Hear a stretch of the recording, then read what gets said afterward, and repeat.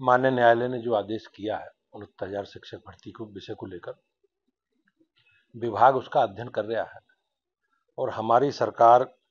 किसी भी युवाओं के खिलाफ या उनके भविष्य के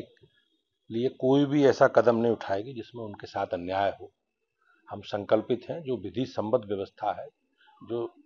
आरक्षण के नियमों में व्यवस्था है, जो हमारे संविधान में प्रदत्त व्यवस्था है, उसी के आधार पर हमारी सरकार आगे बढ़ेगी। अखिलेश जी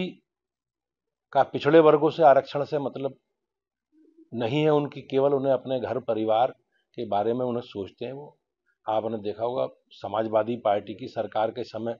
किस प्रकार से एक जाति के लोगों की भर्ती होती थी, किस प्रकार से जो आयोग और बोर्ड थे उनमें अलग अलग किस प्रकार से भ्रष्टाचार के आरोप लगे। तो ये कहीं ना कहीं जो इस तरह का काम करने वाले लोग हैं वो दूसरों को ज्ञान देने से उन्हें बचना चाहिए। हमारी सरकार संविधान में जो आरक्षण है, जो व्यवस्था है, उसके साथ ही आगे बढ़ेगी। मुझे इस विषय में यही कहना है कि जो बेसिक शिक्षा विभाग है वो इसका अध्ययन कर रहा है और हमारी पार्टी का यही स्टैंड है कि युवाओं के भविष्य के साथ कोई ऐसा अन्याय नहीं होगा। तो मुझे उसकी जानकारी नहीं है तो मैं किस परिप्रेक्ष्य में उन्होंने ये बातें कही हैं, लेकिन हमारी सरकार और हम लोग लोकतंत्र में हमें पूर्ण आस्था है और जनता के निर्णयों का हम सम्मान करते हैं। समाजवादी पार्टी किस प्रकार से लोकतंत्र को कलंकित करके चुनाव वो जीतते रहे हैं वो अनुभव उनका है, लेकिन हम लोग हमेशा जनता में अपने काम को लेकर, अपने कामकाज को और अपने कार्यकर्ताओं के आधार पर हम लोग चुनाव लड़ते हैं। पार्टी की दृष्टि से हम लोगों ने अपना संगठन का जो हमारा स्ट्रक्चर है उसको हम लोगों ने दुरुस्त कर लिया है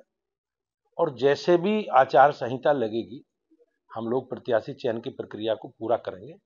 और पूरी ताकत के साथ, मजबूती के साथ हम लोग चुनाव लड़ेंगे। निश्चित रूप से बस बहुजन समाज पार्टी प्रदेश का एक बड़ी राजनीतिक पार्टी है और बहन जी के नेतृत्व में कई बार उन्होंने उत्तर प्रदेश में सरकार चलाई है,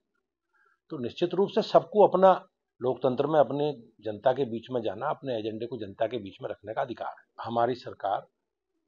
देश में, प्रदेश में कानून का राज स्थापित हो, इसके लिए जनता ने हमें चुना है।